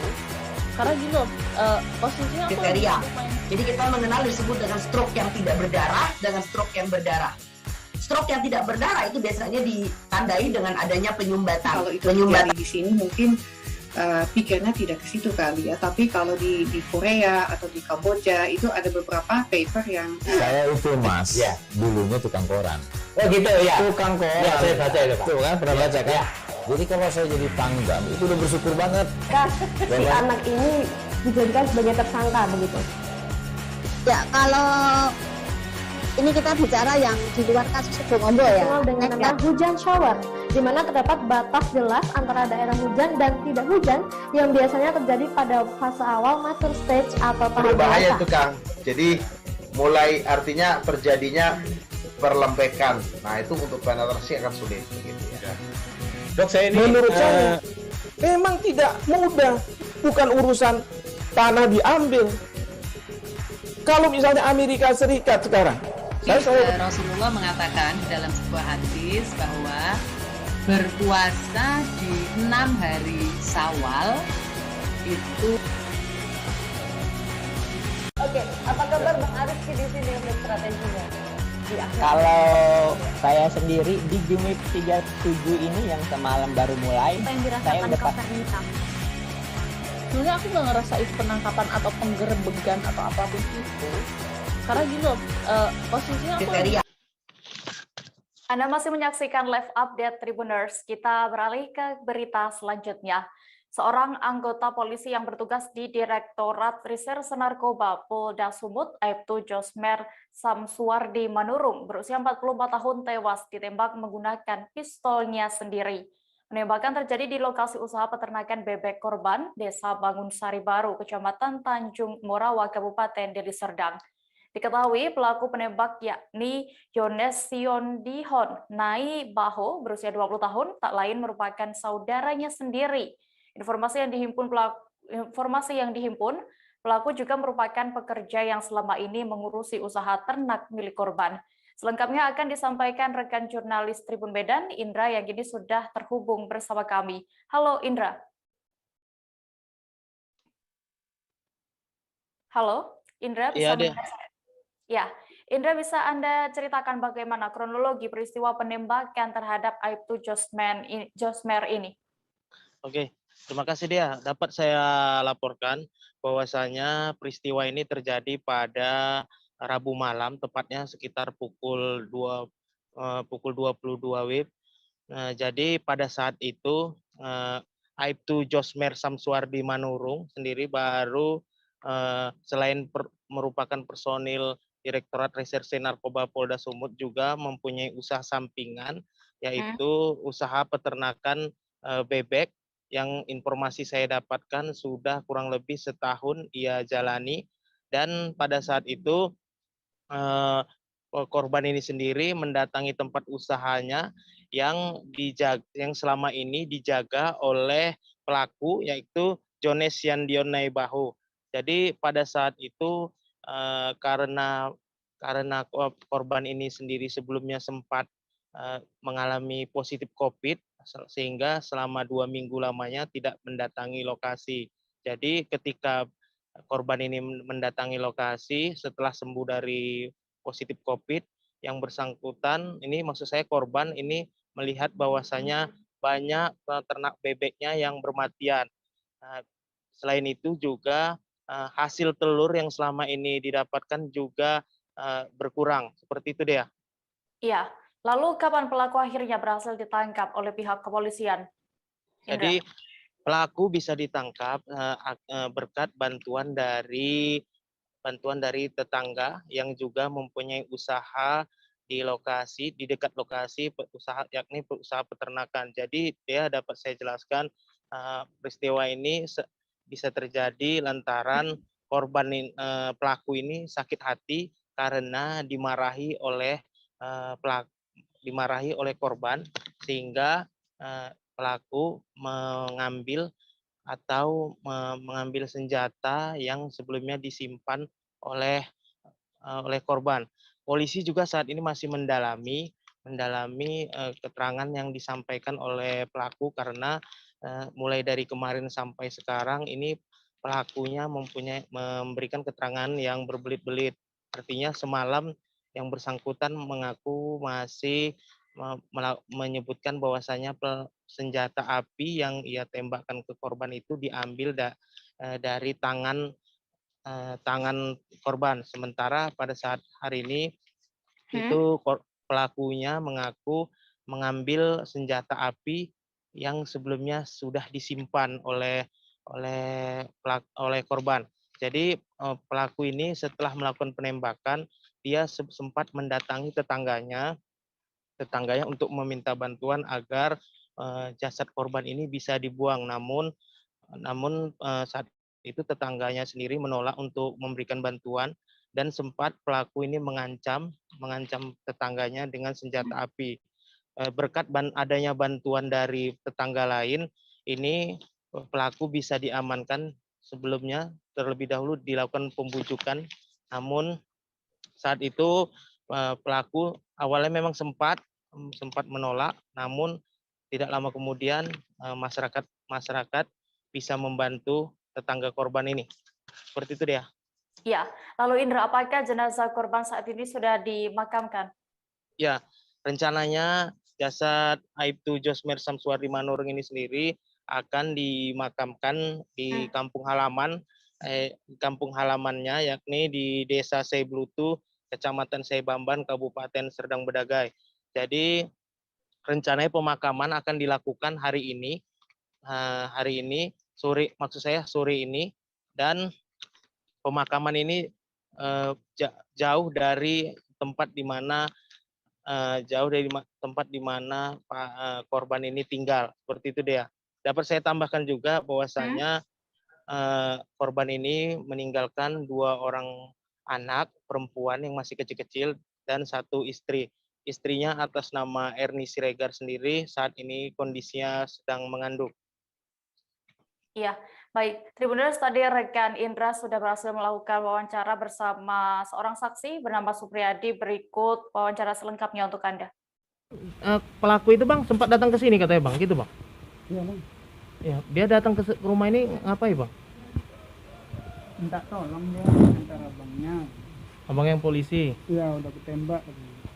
Gitu. Terus yang abang lakukan setelah itu apa? Setelah itu saya terkejut kan, melihat dia silap. Saya langsung masuk rumah, saya kunci. Dari situlah terus digedor, panggil-panggil saya. Gak lama dipecahkan jendela itu lah. Waktu manggil abang dia masih bawa senjata atau apa? Cuman di tas. Oh, di tas. Belum dikeluarkan. Senjatanya itu. Terakhir bang, bisa kalian tangkap seperti apa dilakukan bang? Kayak mana? Ya, saya telepon bapaknya. Kawan ya? Iya, kawan. Datang ke sini? Iya. Baru dilumpuhkan? Iya, dilumpuhkan baru saya bisa keluar kan. Tapi sempat abang ngikat ya bang gitu? Ya, setelah ditangkap? Itulah setelah dibekuk kan. Langsung saya keluar, saya bantu ikat. Setelah itu baru lapor ke polsek. Bang, kalau ini tempat usaha bebek ini memang punya korban bang? Iya. Kalau pelaku itu sebagai apa di sini? Pekerjanya? Pekerjanya. Dia cuma sendiri ya bang? Iya. Berapa kali letusannya bang terdengar bang? Satu kali. Satu kali. Beralih ke kabar berikutnya. Kecelakaan yang melibatkan anggota Satlantas Polres Sorolangun dengan pengendara mobil Avanza viral di media sosial. Kecelakaan tersebut diketahui terjadi di Simpang Jambi, Sorolangun. Dari video yang beredar di media sosial, tampak seorang anggota polisi yang mengendarai motor ditabrak mobil hingga terjatuh. Anggota polisi itu kemudian menyuruh pengendara mobil untuk jongkok. Tak lama kemudian, rekan oknum polisi pun datang dan diduga menendang pengendara tersebut. Selengkapnya akan disampaikan rekan jurnalis Tribun Jambi, Rifani Halim, yang kini sudah terhubung bersama kami. Halo Rifani. Oke Dea, terima kasih Dea. Rifani, bisa Anda ceritakan detailnya terkait kapan sebenarnya kecelakaan ini terjadi? Oke Dea, kecelakaan lalu lintas yang terjadi antara satu buah mobil Avanza dengan Satuan Lantas Polres Sorolangun ini terjadi di Simpang Jambi pada Kamis pagi. Nah, pada Kamis pagi, Satlantas Polres Sorolangun melakukan pengaturan jalan dan mengecek surat-surat kendaraan dari pelaku penabrak Avanza tersebut. Nah, namun Avanza tersebut lari dan dikejar oleh Satlantas Polres Sorolangun hingga menyebabkan kecelakaan tersebut. Itu dia. Iya. Lalu sebenarnya bagaimana keadaan pengendara dan korban saat itu? Nah, untuk pengendara dan korban, pengakuan dari Kasat Lantas Polres Sorolangun, AKP Jalil Sidabutar mengakui bahwa pada saat kejadian tersebut, anggota Satlantas Polres Sorolangun saat diserempet, disenggol, langsung meloncat.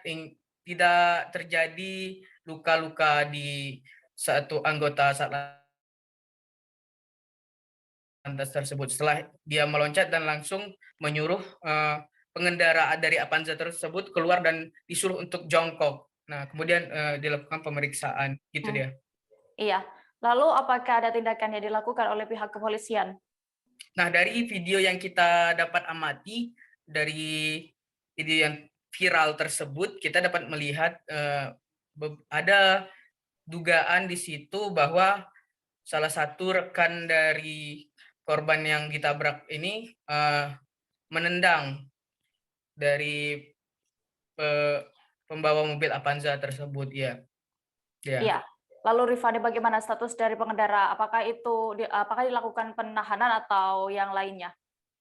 Oke Dea, menurut dari Kasat Lantas Polres Sorolangun, pengendara tersebut tidak dilakukan penahanan, hanya diperiksa oleh Satuan Lantas Polres Sorolangun. Apakah dia melakukan keteledoran dan surat-surat menyurat, apakah dia dalam pengaruh alkohol atau tidak. Namun ketika dicek, dia tidak dibawa pengaruh apapun, hanya saja dia tidak membawa surat-surat dan identitas yang lengkap. Nah, ketika dia dicek, dia hanya membawa KTP dengan alamat di Sumatera Selatan, yang tepat itu di Kabupaten Sirawas Utara. Begitu Iya. dia. Baik, terima kasih rekan Tribun Jambi, Rifani Halim untuk laporannya. Selamat kembali bertugas. Seekor gajah ditemukan mati tanpa kepala di areal perkebunan PT Bumi Flora, Desa Jamboreuhat, Kecamatan Banda Alam, Aceh Timur pada Minggu 11 Agustus lalu. Setelah diselidiki, ternyata gajah itu sengaja dibunuh dan aparat Polres Aceh Timur pun berhasil mengungkap pelakunya. Mereka diketahui merupakan 2 warga Aceh dan 3 warga Jawa Barat. Pelaku pembunuh gajah dengan sengaja untuk diambil gadingnya. Detail informasinya akan disampaikan langsung oleh rekan wartawan Serambi Indonesia, Seni Henry, yang kini sudah bergabung bersama kami. Halo Seni.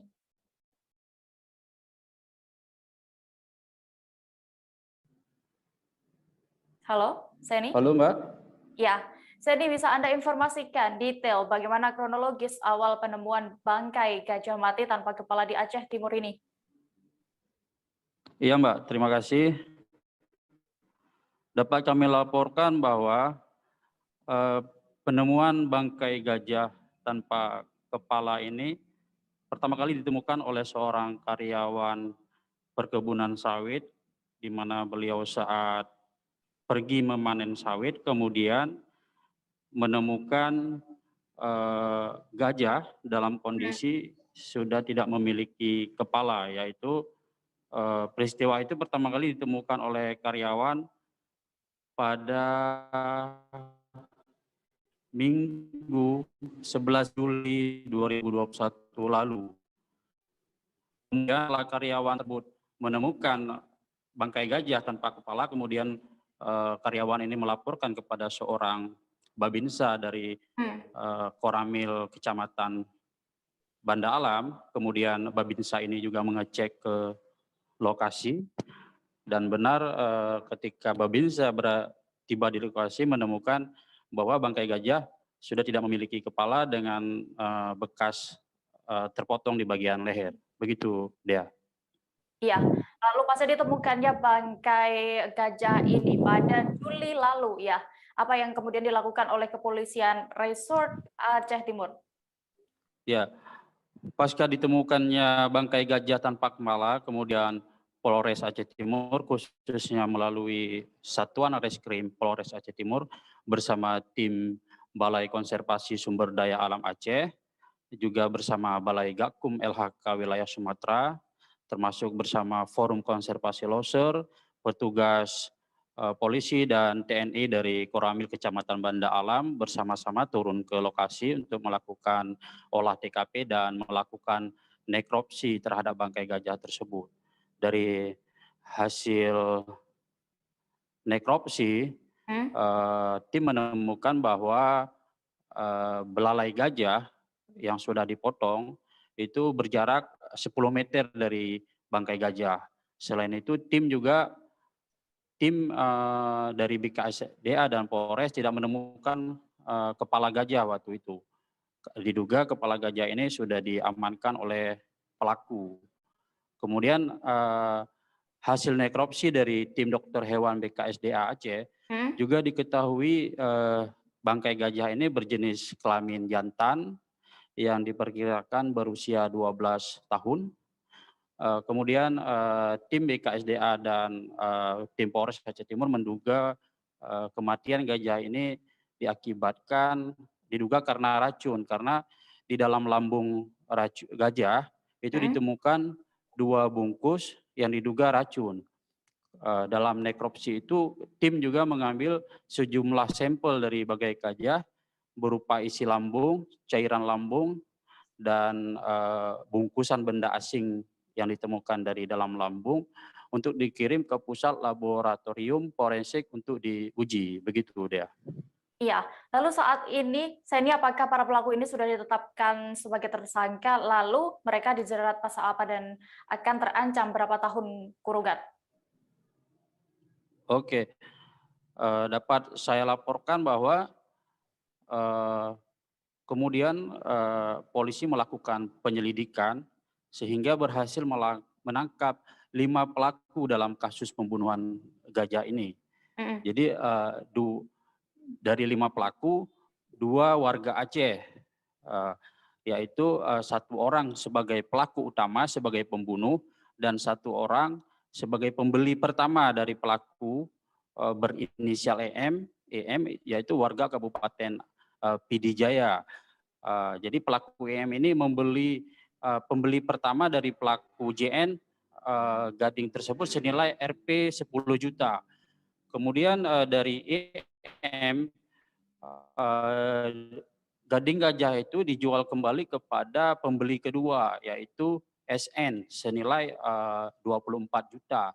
Gading ini dari Aceh ke Bogor dijual dengan cara dikirim melalui paket. Kemudian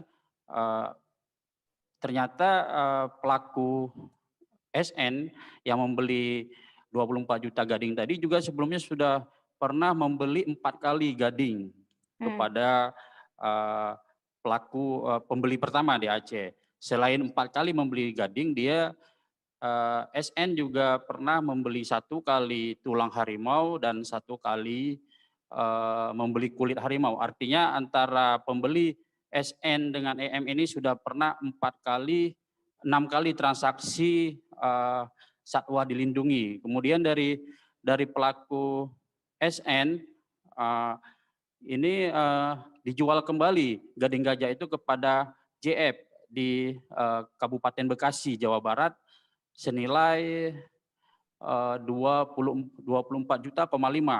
Kemudian dari JF dijual lagi kepada pengrajin, pembeli terakhir, pembeli keempat, yaitu RN di Kabupaten Bekasi senilai 30 juta. Jadi dalam kasus ini polisi menangkap 5 pelaku, 2 warga Aceh, 3 warga Jawa Barat. Kemudian 1 pelaku utama yang ikut membunuh masih ditetapkan sebagai DPO, Dea. Ya. Kemudian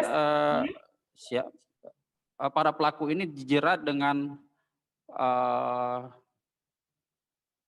pasal 21 ayat 2 huruf A dan pasal 40 ayat 2 Undang-Undang Nomor 5 Tahun 1990 tentang konservasi sumber daya alam, Jo pasal 55 KUH pidana dengan ancaman pidana penjara 5 tahun dan denda Rp 100 juta. Demikian ya. Iya, baik. Rekan saya ini Tribuners tadi sudah mendapatkan keterangan dari Kapolres Aceh Timur, AKBP Eko Widianto. Berikut liputan lengkapnya untuk Anda. Artinya sebelumnya ada pelaku yang udah divonis, Pak. Tetapi ada juga pelaku yang masih melakukan. Ini tidak memberikan efek jera juga atau kurangnya pemahaman mereka, Pak? Saya kira begini, yang menyangkut dengan hal tersebut, kalau pemahaman mungkin ada faktor-faktor tertentu sehingga mereka melakukan namanya kejahatan seperti salah satu yang bunuh gajah. Kalau menceritanya pada saat dia memiliki kesempatan, niatnya sudah ada, kesempatan ada dan ada didukung oleh kebutuhan ekonomi, kadang masyarakat itu melakukan kegiatan-kegiatan yang mungkin bagi dia sendiri sebenarnya tidak boleh tahu, tidak pasti tahu gitu. Saya yakin mereka tahu kalau membunuh gajah itu nggak boleh, cuma kan itu dilaksanakan. Berarti kan ada alasan tertentu yang mereka kenapa sampai dilaksanakan. Ya mungkin seperti tadi, motif ekonomi dia mungkin, dia butuh uang dan segala macam dengan cara yang tepat menurut dia. Tapi kan menyalahi ketentuan aturan, apapun ceritanya tidak dibenarkan. Itu gitu. Berarti Pak, 5 tersangka diamankan. Kemudian ada 1 lagi DPO Pak ya? Iya, betul. DPO ini kawannya JN Pak ya? Kawan ZN. Oh ZN. Warga Aceh atau luar Aceh? Warga Aceh. Terangkan sanksi hukum terhadap ke-5 tersangka dalam kasus pembunuhan gajah. Jadi sanksi hukumannya 5 tahun hingga 100 juta. Karena pasal yang melanggar yaitu pasal 21 ayat 2 huruf A dan huruf B Undang-Undang Nomor 5 Tahun 1990 tentang konservasi hayati dan Tribuners, seusai jeda akan ada berita mengenai seorang ibu rumah tangga yang nekat menggelapkan mobil rental untuk biaya persalinan. Jangan kemana-mana, tetap di live update. Oke, apa kabar Bang Arif di sini untuk strateginya? Kalau saya sendiri di Jumip 37 ini yang semalam baru mulai, saya udah Sebenarnya aku nggak ngerasain penangkapan atau penggerebegan atau apapun itu. Karena gini loh, posisinya aku kriteria. Jadi kita mengenal disebut dengan stroke yang tidak berdarah dengan stroke yang berdarah. Stroke yang tidak berdarah itu biasanya ditandai dengan adanya penyumbatan. Kalau itu terjadi di sini mungkin pikirnya tidak ke situ kali ya. Tapi kalau di Korea atau di Kamboja itu ada beberapa paper yang Saya itu Mas, dulunya tukang koran. Oh gitu ya. Tukang koran. Ya, saya baca itu, Pak. Tuh kan, pernah baca kan? Jadi kalau saya jadi pangdam itu udah bersyukur banget. Si anak ini dijadikan sebagai tersangka begitu. Ya, kalau ini kita bicara yang di luar kasus Sebongondo ya. Dikenal dengan nama hujan shower, di mana terdapat batas jelas antara daerah hujan dan tidak hujan yang biasanya terjadi pada fase awal mature stage atau tahap Berbahaya dewasa. itu Kang. Jadi mulai artinya terjadinya perlembekan. Nah itu untuk penetrasi akan sulit. Begitu, ya. Dok, saya ini menurut saya memang tidak mudah, bukan urusan tanah diambil. Kalau misalnya Amerika Serikat sekarang, Rasulullah mengatakan dalam sebuah hadis bahwa berpuasa di 6 hari Syawal itu. Oke, apa kabar Bang Arif di sini untuk strateginya? Kalau saya sendiri di Jumip 37 ini yang semalam baru mulai, saya udah Sebenarnya aku nggak ngerasain penangkapan atau penggerebegan atau apapun itu. Karena gini loh, posisinya aku kriteria. Jadi kita mengenal disebut dengan stroke yang tidak berdarah dengan stroke yang berdarah. Stroke yang tidak berdarah itu biasanya ditandai dengan adanya penyumbatan. Kalau itu terjadi di sini mungkin pikirnya tidak ke situ kali ya. Tapi kalau di Korea atau di Kamboja itu ada beberapa paper yang Saya itu Mas, dulunya tukang koran. Oh gitu ya. Tukang koran. Ya, saya baca itu, Pak. Tuh kan, pernah baca kan? Jadi kalau saya jadi pangdam itu udah bersyukur banget. Si anak ini dijadikan sebagai Kita menuju ke berita berikutnya, Tribuners. Seorang ibu rumah tangga berinisial WA berusia 31 tahun diringkus jajaran Polsek Bekasi Kota terkait kasus penggelapan mobil sewaan rental di Bekasi. Pelaku ditangkap di kawasan Subang, Jawa Barat setelah korban bernama Novita Indahyani, warga Bekasi Barat, melapor ke polisi. Polisi menyebut WA sudah beraksi sebanyak 4 kali dengan modus yang sama. Dalam penangkapannya, polisi berhasil mengamankan barang bukti, di antaranya 1 unit mobil Toyota Calya warna silver, 1 unit mobil Toyota Avanza warna putih tahun 2019, 1 unit mobil Daihatsu Sigra warna silver metalik tahun 2019, serta 1 unit mobil Toyota Calya warna abu-abu metalik tahun 2018 dan 1 buah BPKB kendaraan. Kabar selengkapnya akan disampaikan rekan wartawan dari Tribun Jakarta, Yusuf Bahtiar, yang kini sudah terhubung bersama kami. Halo Yusuf. Halo, selamat siang Mita. Iya, Yusuf, bisa Anda informasikan bagaimana kronologis kasus penggelapan mobil rental ini? Baik, Tribuners, selamat siang. Kasus penipuan yang dilakukan oleh tersangka WA pertama kali dilaporkan oleh korban Novita Indahyani, warga Bekasi Barat. Setelah itu dia melapor ke Polsek Bekasi Barat. Jajaran Polsek Bekasi Barat langsung melakukan penyelidikan. Adapun modus yang dilakukan tersangka, pertama dia menyewa mobil kepada korban seharga 320.000 per hari. Namun hingga batas waktu yang dijanjikan, tersangka tidak mengembalikan kendaraan yang dia sewa. Lalu di kemudian harinya korban berusaha untuk menghubungi dan melakukan kembali perjanjian sewa mobil dengan harga yang sama, dengan jangka waktu yang sama. Namun pada jangka waktu yang sudah ditentukan, tersangka kembali melakukan hal serupa, dia tidak mengembalikan mobilnya. Hingga pada tanggal 30 Juni, kendaraan tidak dikembalikan oleh tersangka dan korban pun melapor ke polisi. Polisi akhirnya dapat melakukan penangkapan di daerah Subang, Jawa Barat dengan sejumlah barang bukti. Adapun dari kasus yang dilakukan WA, dia menggadaikan kendaraan sewaan seharga 20 juta hingga 30 juta ke seseorang untuk keperluan pribadinya, termasuk alasan untuk biaya persalinan. Begitu, Mita. Iya, Yusuf, tadi disebutkan uang hasil gadai itu digunakan salah satu di antaranya untuk biaya persalinan. Lalu seperti apa pengakuan dari pelaku? Berdasarkan informasi dari Kapolsek Bekasi Kota, Kompol Arema ini, tersangka pada saat menyewa kendaraan milik korban dalam kondisi hamil. Kemudian atas dalih itu, dia melakukan penggadaian atas mobil yang dia sewa ke seseorang untuk biaya persalinan dan juga biaya untuk kebutuhan hidupnya selama mengurus anak, begitu, Mita. Iya, lalu juga pelaku ibu rumah tangga ini diketahui sudah beraksi 4 kali. Lalu apakah suami pelaku ini tidak mengetahui yang dilakukan istrinya? Yusuf? Pada kesempatan yang sama, Kapolsek Bekasi Kota menyampaikan bahwa dalam melancarkan aksinya, pelaku melakukannya seorang diri.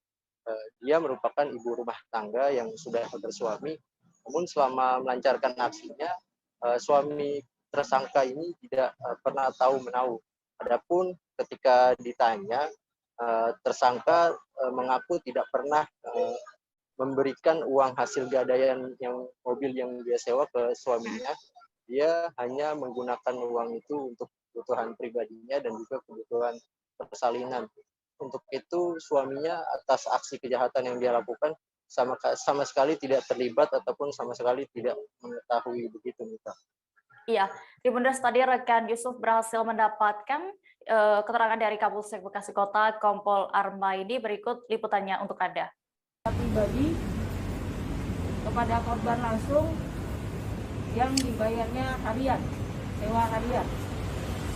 Namun ada beberapa hari yang harusnya korban ini mengembalikan mobil karena sewa itu kan 1 kali 24 jam. Namun pada saat pengembalian atau jatuh tempo sewa, dia memperpanjang. Dan memperpanjangan ini adalah melalui telepon saja. Dia transfer pembayaran sewa dan berkali-kali, namun setelah beberapa hari dia meminjam atau menyewa kendaraan yang harusnya kembali, tidak dikembalikan dan uang sewa juga tidak dibayarkan. Tersangka ini dari pelaku, ternyata perbuatan ini bukan yang pertama kali.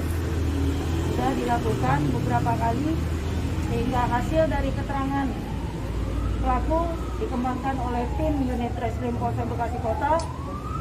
Kita mendapatkan ada 4 unit kendaraan yang sudah dilakukan dengan modus yang sama. Bagaimana yang tertera, di antaranya barang bukti yang sudah kita amankan adalah 1 unit mobil Toyota Calya Opel B2872 warna silver atas nama Novita Indahyani. Yang kedua adalah 1 unit Toyota Avanza Opel B2788 KOJ warna putih. Di sini atas nama Otilina Zentrato. Yang ketiga adalah 1 unit mobil Daihatsu Sigra Opel B2017 warna silver metalik. Warga Rumah 3 Ambon dihebohkan dengan penemuan sesosok mayat berjenis kelamin laki-laki di pondasi pilar Jembatan Merah Putih. Pantauan tribunambon.com di lokasi tampak mayat dengan pakaian berwarna hitam tergeletak dengan posisi telungkup. Sebanyak 8 unit speedboat dikerahkan untuk mengevakuasi mayat itu. Proses evakuasi berlangsung cukup sulit lantaran tingginya pondasi pilar JMP mencapai 3 meter. Setelah berhasil dievakuasi, mayat itu kemudian dibawa ke Rumah Sakit Bayangkara Polda Maluku untuk proses identifikasi. Informasi lengkapnya akan disampaikan oleh rekan jurnalis Tribun Ambon, Dedi Aziz, yang kini sudah tersambung bersama kami. Ya, halo rekan Dea. Ya, jadi bisa Anda informasikan lebih detailnya bagaimana kronologi penemuan mayat ini? Ya, baik. Terima kasih rekan Dea. Untuk penemuan mayat di kawasan Rumah 3 Kota Ambon itu awalnya ditemukan oleh seorang pendayung perahu bernama Ecol, pria berusia 54 tahun. tepat pukul 11 waktu Indonesia Timur, Ecol seperti biasanya mendayung pelaku menyeberangi Ambon. Nah, ketika dia melewati itu dia melihat sesosok mayat yang sudah terbaring di atas pilar fondasi jembatan Merah Putih dengan kondisi bersimbah darah.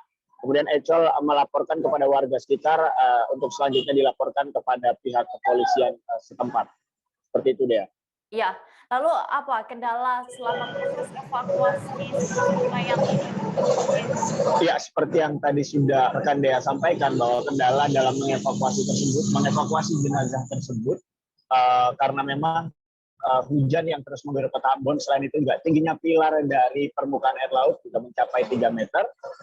Sehingga menyulitkan petugas kepolisian maupun TNI untuk mengevakuasi tersebut. Ditambah lagi memang gelombang air laut yang tidak dapat diprediksi membuat petugas kesulitan dalam mengevakuasi mayat tersebut. Iya. Begitu rekan ya. Saat ini sudah diketahui identitas dari mayat tersebut, Dedi? Ya, terkait identitas dari mayat tersebut, baru saja kami mendapatkan informasi bahwa mayat tersebut berhasil diidentifikasi. Mayat berjenis kelamin laki-laki tersebut adalah seorang pemuda berusia 20 tahun bernama Firman atau yang biasa dipanggil disapa Latole di kawasan rumahnya di kawasan Waiheru Ambon. Seperti itu, Dea. Iya. Lalu setelah ini kasus penemuan mayat ini, langkah apa yang diambil pihak kepolisian? Ya, terkait informasi terakhir yang kami himpun, saat ini kepolisian telah berhasil meringkus 2 pelaku pembunuhan dari kasus penemuan mayat tersebut. Nah, ternyata penemuan mayat ini merupakan kasus pembunuhan yang dilakukan oleh sahabat korban sendiri. 1 hari sebelum ditemukannya mayat korban, menurut keterangan ibunda korban izin untuk bermain bersama temannya. Mereka menenggak minuman keras di atas jembatan Merah Putih, lalu kemudian terjadi cekcok antara Firman, si korban, dan 2 orang temannya. Lalu kemudian karena di bawah pengaruh minuman keras, kedua temannya ini melemparkan Firman dari atas jembatan Merah Putih, sehingga Firman terjatuh dan terbentur kepada fondasi pilar jembatan Merah Putih. Seperti itu. Dea. Ya, baik, terima kasih rekan Dedi Azin melaporkan dari Ambon. Selamat kembali bertugas. Beralih ke informasi berikutnya. 2 orang kawanan pelaku pencurian spesialis kursi antik berbahan dasar kayu jati berhasil diciduk jajaran Polsek Tanjung Serang. Kedua pelaku yakni Yogi berusia 24 tahun, warga Natar, Lampung Selatan, dan Anggi berusia 32 tahun, warga Jati Agung, Lampung Selatan. Polisi mengamankan kedua tersangka pada Kamis 19 Agustus dan saat berada di kediamannya masing-masing. Kapolsek Tanjung Senang, Ibda Rosali menyatakan kedua tersangka diamankan berdasarkan dari laporan para korbannya. Informasi lengkapnya akan disampaikan oleh rekan jurnalis Tribun Lampung, Indra Simanjuntak, yang kini sudah tersambung bersama kami. Halo Indra. Ya, halo Dea. Indra, bisa Anda ceritakan, informasikan bagaimana sebenarnya modus pelaku pencurian kursi antik jati ini? Ya, baik Dea, bisa saya sampaikan. Modus kedua pelaku merupakan ojek online, di mana mereka melakukan survei atau pemetaan itu di siang hari. Selanjutnya pada malam hari, kedua kawanan ini menyambangi lokasi rumah korban atau yang sudah disurvei sebelumnya. Baik Dea. Oke, lalu sejak kapan pelaku ini sebenarnya sudah melakukan pencurian ini? Ya, baik Dea. Dari hasil interogasi kepolisian, 2 kawanan Yogi dan Anggi mengaku sudah melakukan kurang lebih sejak 1 bulan terakhir. Dari catatan kepolisian, keduanya sudah berhasil mengambil kursi atau perabot rumah tangga di sekitar 13 TKP berbeda. Dari 13 TKP tersebut sudah ada 6 laporan korban yang masuk ke Mapolsek setempat. Baik Dea. Iya, lalu berdasarkan informasi yang berhasil Anda himpun, Indra, berapa total keuntungan yang didapat oleh para pelaku ini setelah menjual barang curian mereka? Ya, baik Dea, untuk keuntungan itu bervariasi, pasalnya mereka kursi curian itu dijual melalui akun Facebook, dan salah satu hasil curian itu pernah dijual satu setnya seharga sekitar 750.000. Dan kedua pelaku ini membagi hasil keuntungan sama rata dengan mendapatkan sekitar 350.000 per orangnya. Baik deh. Oke. Tribuners, tadi rekan Indra berhasil mendapatkan keterangan dari Kapolsek Tanjung Senang, Ibda Rosali. Berikut liputan lengkapnya untuk Anda. Pak Kapolresta Bandar Lampung. Jadi modus operandi dari kejadian pencurian dengan pemberatan ini dan pasal 363 yaitu mereka awalnya melaksanakan keliling dari perumahan-perumahan mencari kursi-kursi teras yang akan mereka ambil. Setelah itu dipastikan bahwa itu ada kursi atau meja yang unik atau yang bagus, mereka ambil. Untuk perannya sendiri? Untuk perannya dari si Yogi ya, Yogi dan si Anggi, mereka ini bisa bergantian. Satu nunggu di motor, yang satunya lompat pagar untuk mengambil kursi tersebut. Bisa juga bergantian. Dari pemeriksaan sendiri sudah berapa TKP nih? Dari pemeriksaan yang sudah kita lakukan sudah ada 13 TKP. Kemudian untuk yang laporan baru ada 6. Sudah sejak kapan mereka melakukan aksi? Tribuners, informasi tadi sekaligus menutup perjumpaan kita dalam live update siang ini. Dan jangan lupa untuk terus memperbaharui kabar terupdate lainnya hanya di kanal YouTube Tribun News. Dan kembali Tribuners, lantaran masih di tengah pandemi, kami mengingatkan kepada Anda untuk selalu menerapkan protokol kesehatan dimanapun berada. Mewakili kru yang bertugas, saya Diamita pamit. Terima kasih dan sampai jumpa. Jangan lupa like, subscribe, dan share ya!